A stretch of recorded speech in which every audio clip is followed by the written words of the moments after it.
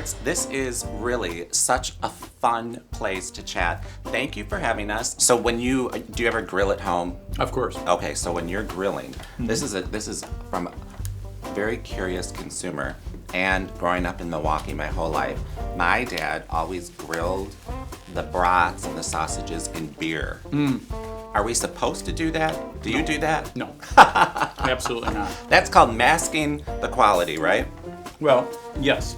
From a sausage maker's point of view, when you set the seasoning profile, that's what you want the consumer to have. You don't want the consumer to have other flavors introduced in kind of a strange way. And boiling it in beer or par cooking it in beer never helped it. Yeah. And holding it in beer afterwards doesn't help it either. So the message is eat the famous Usinger sausage and drink the famous lakefront beer. Keep the beer in the glass. That's where it belongs. And put the sausage on the grill. And there's a way to grill that's better than others. A lot of people want to parboil because they may be unsure of their grilling skills. Yeah. Right. No. You go Put it right on there. put it but low and slow. Okay. And I call it the 2 beer method.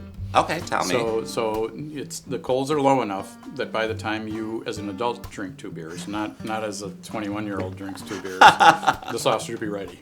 So you have to turn frequently, and you start on the less heated part of the grill, and then you work toward the heated part. The meat inside the casing will expand while it cooks. Okay. And so the trick is not to get the meat too hot too fast that it breaks the skin, because the skin holds all of the flavoring. And once it's like if you burst the brat, like game over. Done. So you really need to go low and slow, and thus the 2 beer method, and then you'll be ready to go.